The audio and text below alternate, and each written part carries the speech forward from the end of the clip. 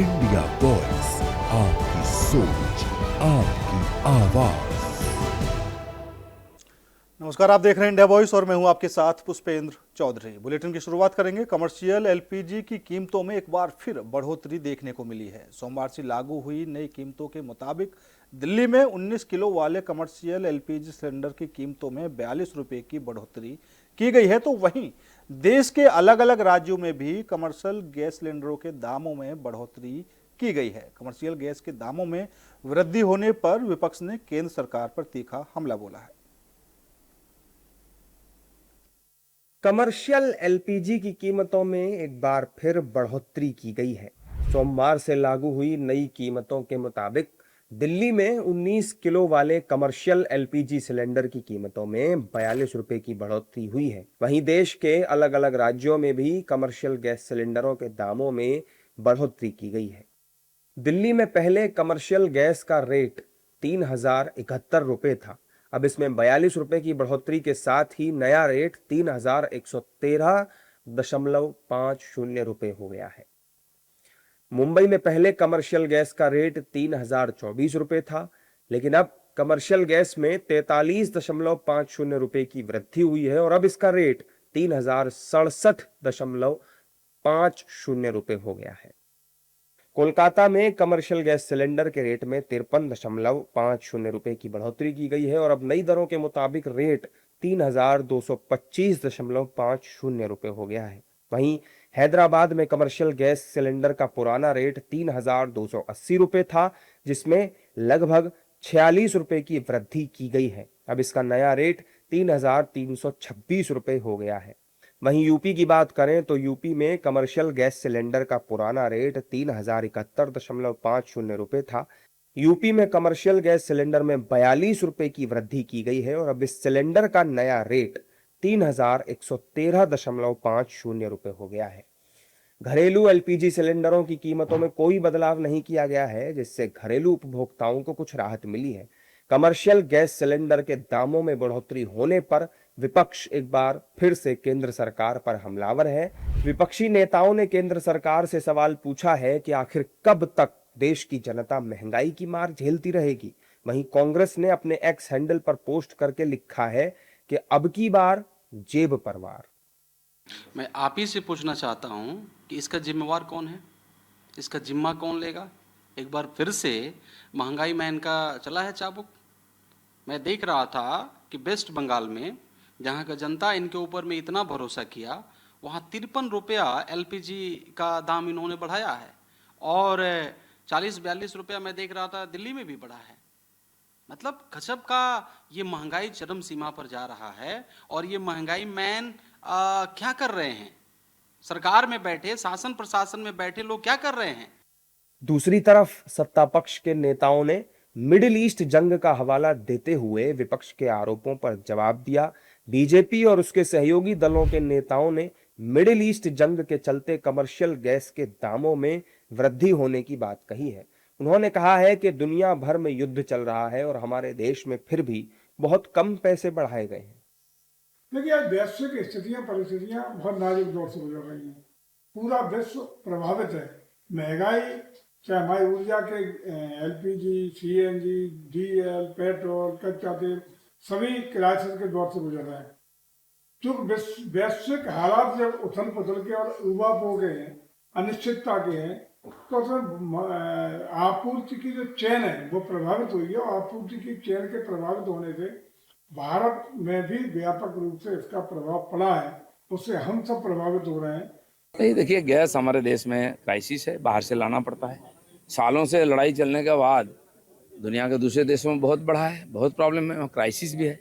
अभी भगवान की कृपा से मोदी जी का नेतृत्व में यहाँ क्राइसिस नहीं हुआ है, लेकिन अभी भी बाहर से लाने में दिक्कत है। दाम बढ़ा है, दुनिया में थोड़ा सा तकलीफ सबको होगा। सरकार लगा हुआ है, लेकिन जो कंपनियां सप्लाई करती हैं उनको बहुत नुकसान हो रही है। लेकिन मिनिमम जो बढ़ाना उसको बढ़ा रहे हैं। गैस का दाम बढ़ गया, उसका कारण ये है कि अभी भी खानी युद्ध जारी है। हम तो उत्पादन करते नहीं, हमारे यहाँ कहाँ कुआं है तेल का, हम तो विदेश पर निर्भर है हमारा। और जो तकलीफ वहां पर हो रही है पहले से, वो तकलीफ जारी है, युद्ध चल रहा है। बाहर से तेल लाना पड़ता है, तो इसलिए मूल्य में वृद्धि हो रही है। सरकार चाह के भी कुछ नहीं कर पा रही है। कमर्शियल गैस के सिलेंडरों के दाम बढ़ने का सीधा असर आम आदमी की जेब पर पड़ेगा, क्योंकि होटल और रेस्टोरेंट संचालक खाने पीने की चीजों के दाम बढ़ा सकते हैं। इससे साफ है कि अब बाहर का खाना भी महंगा होने वाला है। जाहिर है कि मिडिल ईस्ट जंग का असर अब आम जनता की जेब पर पड़ना शुरू हो चुका है। ऐसे में महंगाई फिर से आम लोगों की कमर तोड़ने वाली है। दिल्ली के कई इलाकों में जल संकट गहरा गया है, तो वहीं जल संकट पर राजनीति भी शुरू हो गई है। अब तक जहां आम आदमी पार्टी मटके लेकर प्रदर्शन कर रही थी, वहीं बीजेपी युवा मोर्चा ने आतिशी और सही राम पहलवान के खिलाफ मोर्चा खोल दिया है। तो दिल्ली के कई इलाकों में जल संकट देखने को मिल रहा है।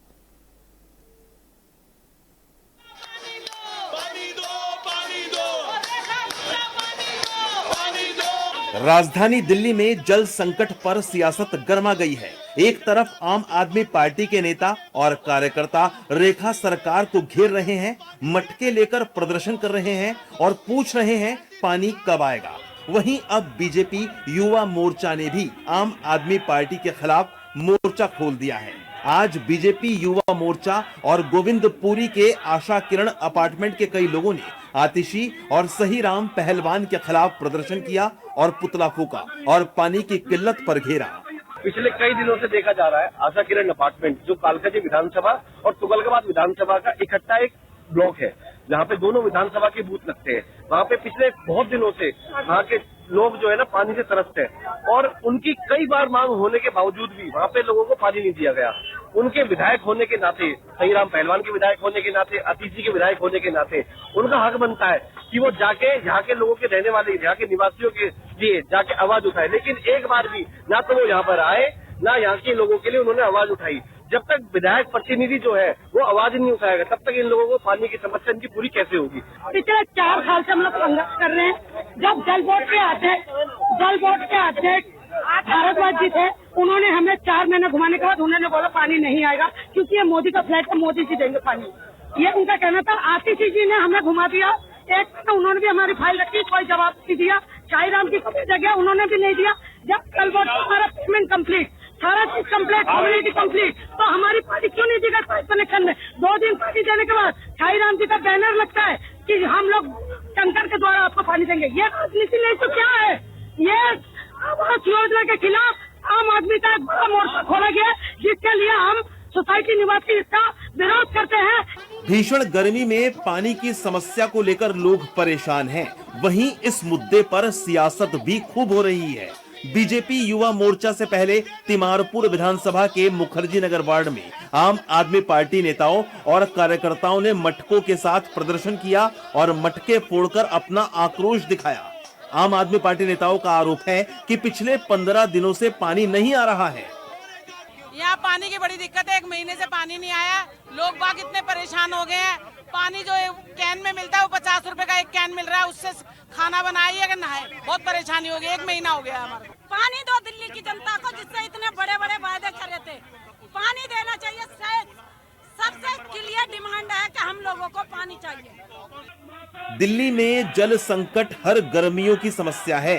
इस मुद्दे पर जनता को राजनीति नहीं बल्कि समाधान की दरकार है। अब देखना होगा कि पानी की किल्लत से त्रस्त जनता को कब तक राहत मिलती है। ऐसी सरकार बदलनी है। फिलहाल रुकेंगे छोटे से ब्रेक के लिए। ब्रेक के बाद खबरों का सिलसिला लगातार जारी है।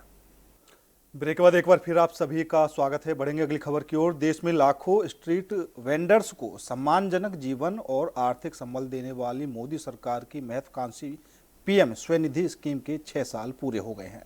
प्रधानमंत्री मोदी ने 1 जून 2020 को इस योजना की शुरुआत की थी। सोमवार को प्रधानमंत्री नरेंद्र मोदी ने पीएम स्वनिधि के 6 वर्ष पूरे होने पर सोशल मीडिया पोस्ट के जरिए देशवासियों और योजना के लाभार्थियों को बधाई दी। उन्होंने कहा, यह योजना लाखों रेहड़ी पटरी विक्रेताओं के जीवन में बड़ा बदलाव लेकर आई है। बिना किसी गारंटी के ऋण, वित्तीय समावेशन और व्यवसाय बढ़ाने के लिए अवसर उपलब्ध कराकर इस योजना ने छोटे कारोबारियों को नई पहचान दी है। उन्होंने कहा कि यह योजना केवल आर्थिक सहायता नहीं बल्कि भरोसे, गरिमा और सशक्तिकरण का प्रतीक है। उन्होंने सभी लाभार्थियों के परिश्रम और उद्यमशीलता की सराहना करते हुए कहा कि वे देश की अर्थव्यवस्था को मजबूती प्रदान कर रहे हैं। देश में लाखों स्ट्रीट वेंडर्स को सम्मानजनक जीवन और आर्थिक संबल देने वाली मोदी सरकार की पीएम स्वनिधि स्कीम के 6 साल पूरे हो गए हैं। प्रधानमंत्री मोदी ने 1 जून 2020 को इस योजना की शुरुआत की थी। सोमवार को प्रधानमंत्री नरेंद्र मोदी ने पीएम स्वनिधि के 6 वर्ष पूरे होने पर सोशल मीडिया पोस्ट के जरिए देशवासियों और योजना के लाभार्थियों को बधाई दी। उन्होंने कहा, ये योजना लाखों रेहड़ी पटरी विक्रेताओं के जीवन में बड़ा बदलाव लेकर आई है। बिना किसी गारंटी के ऋण, वित्तीय समावेशन और व्यवसाय बढ़ाने के नए अवसर उपलब्ध कराकर इस योजना ने छोटे कारोबारियों को नई पहचान दी है। उन्होंने कहा कि ये योजना केवल आर्थिक सहायता नहीं बल्कि भरोसे, गरिमा और सशक्तिकरण का प्रतीक है। उन्होंने सभी लाभार्थियों के परिश्रम और उद्यमशीलता की सराहना करते हुए कहा कि वे देश की अर्थव्यवस्था को मजबूती प्रदान कर रहे हैं।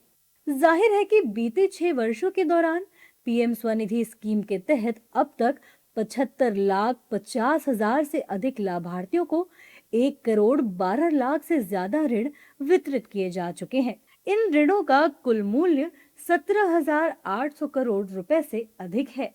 इसके अलावा इस दौरान 55 लाख से ज्यादा लाभार्थियों को डिजिटल प्लेटफॉर्म से जोड़ा गया है। इन लाभार्थियों ने मिलकर 841 करोड़ से अधिक डिजिटल लेन देन किए हैं, जिनका कुल मूल्य लगभग 8,96,000 करोड़ रुपए है। इतना ही नहीं, डिजिटल पेमेंट को बढ़ावा देने के लिए लाभार्थियों को करीब 800 करोड़ रुपए का कैशबैक और ब्याज सब्सिडी भी दी गई है। इस योजना के तहत स्ट्रीट वेंडर्स को बिना गारंटी के कार्यशील पूंजी ऋण उपलब्ध कराया जाता है। लाभार्थियों को चरणबद्ध तरीके से 15,000, 25,000 और 50,000 रुपए तक का लोन दिया जाता है। समय पर कर्ज चुकाने वालों को ब्याज सब्सिडी और क्रेडिट गारंटी का लाभ भी मिलता है।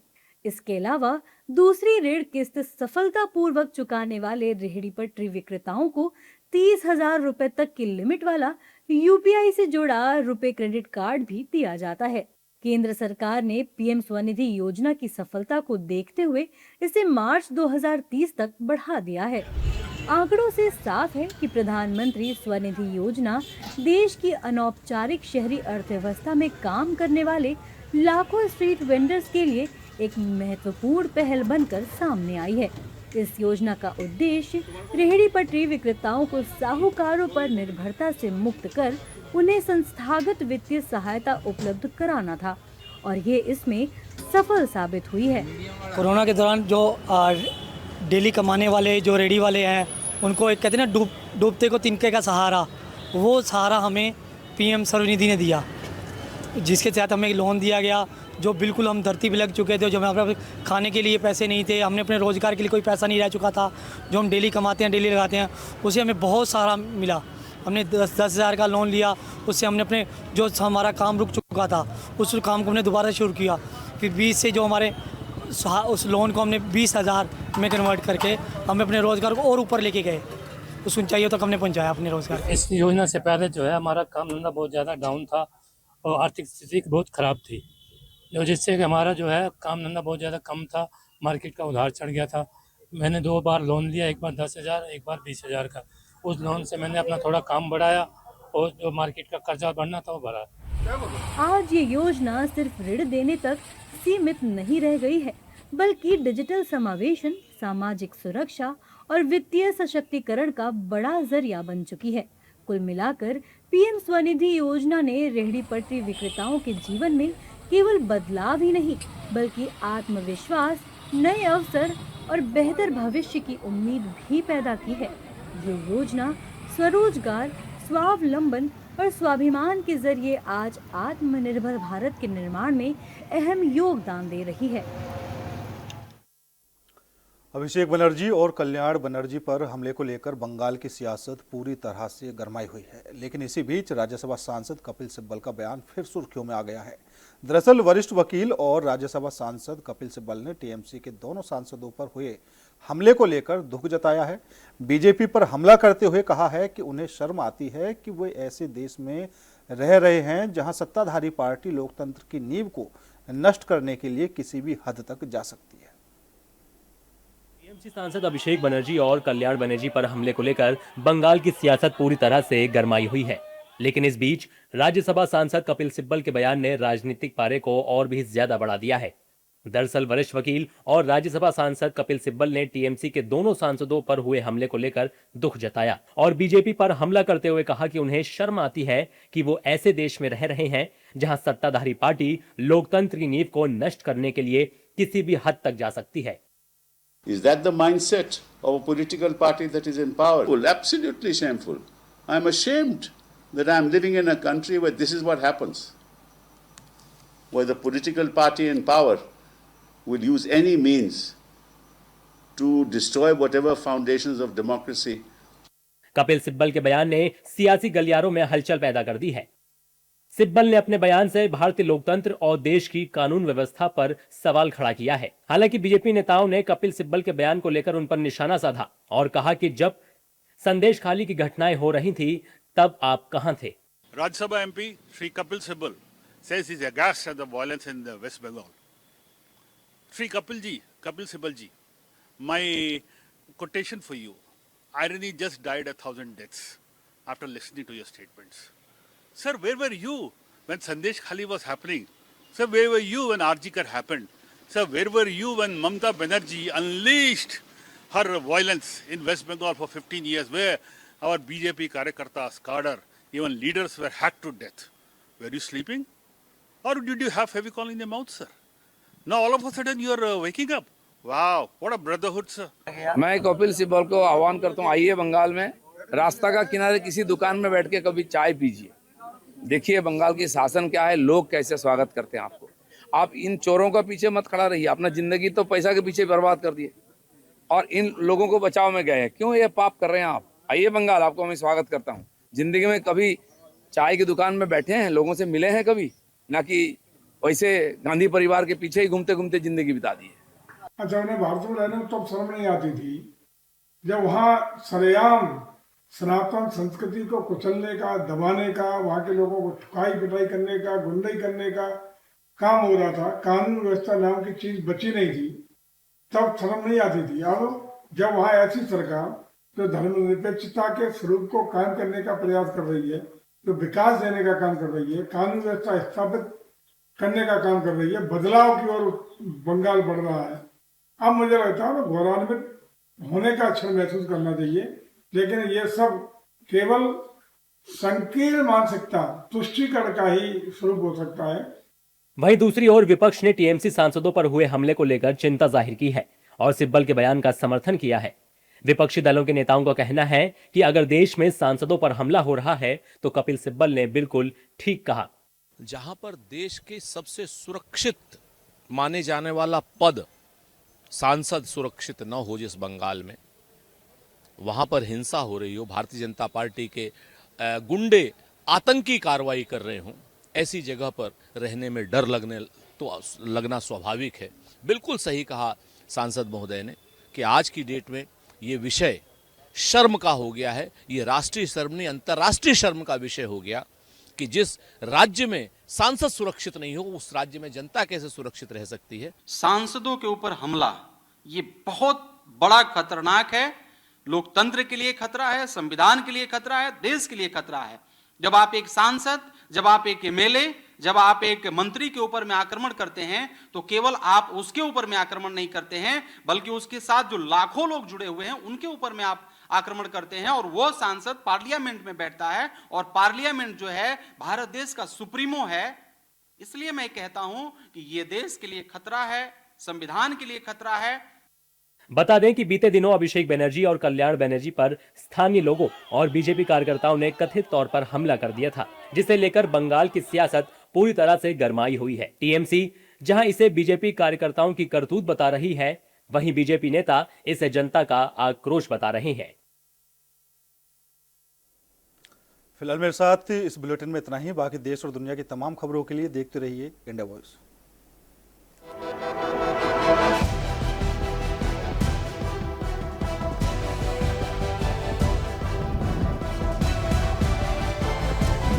इंडिया वॉइस, आपकी सोच, आपकी आवाज।